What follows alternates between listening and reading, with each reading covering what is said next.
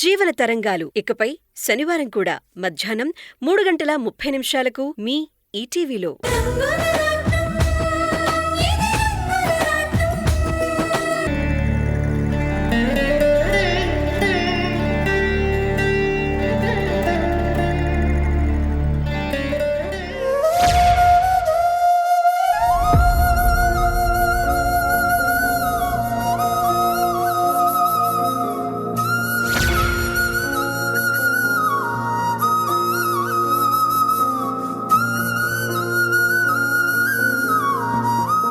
అమ్మో,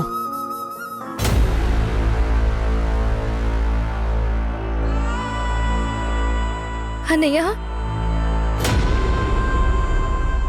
అన్నయ్య, అమ్మో,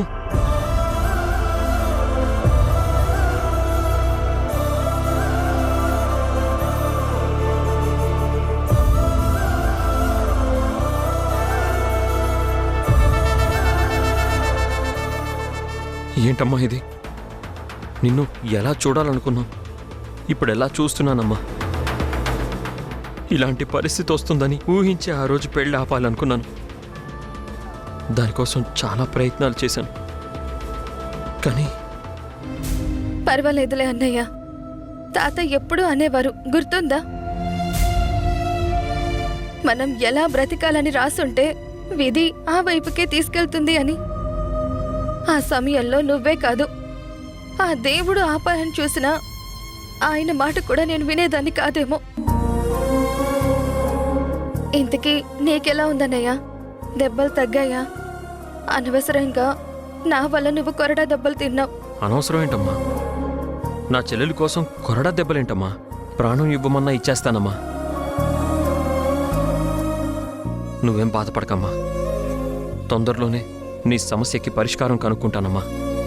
ఎలాగైనా చందు మనసు మార్చి నిన్ను బాగా చూసుకునేలా చేస్తాను.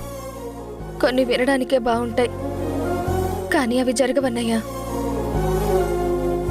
ఆ రోజు వద్దని నువ్వెంత చెప్పినా నేను వినలేదు. ఈరోజు చందు మారతాడంటే నేనెలా నమ్ముతాను? ఇది నేను కోరుకున్న జీవితం, నేను అనుభవించాల్సిందే. అది కాదమ్మా. ఒక్క నిమిషం అన్నయ్య, కాఫీ తీసుకొస్తాను. నాకేం వద్దమ్మా. ఇంట్లో ఎవరూ లేరన్నయ్య. అందరూ ఉంటే నువ్వు అడిగినా నేను ఇవ్వలేకపోవచ్చు. 2 నిమిషాలన్నయ్య, ఇప్పుడే వస్తాను. అమ్మ,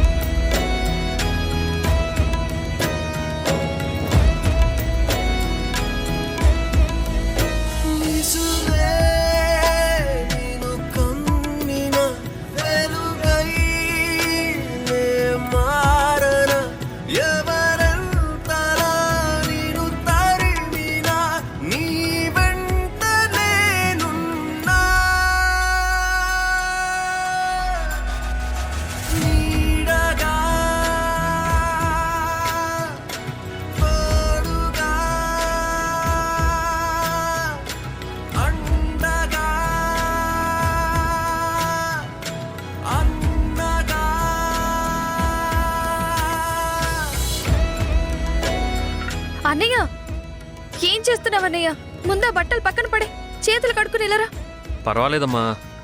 అన్నయ్య, ముందు కాఫీ తాగు, అదంతా నేను చూసుకుంటాను. అమ్మా, ఒక 10 నిమిషాలు కూర్చో, ఈ బట్టలన్నీ అయిపోతాయి. అన్నయ్య, నేను చేయగలిగింది, నా చేతుల్లో ఉన్నది ఇదొకటేనమ్మా. కాదనుకో, ఒక్క 10 నిమిషాలు అంతే, అయిపోతుంది. నువ్వు పక్క నుంచో.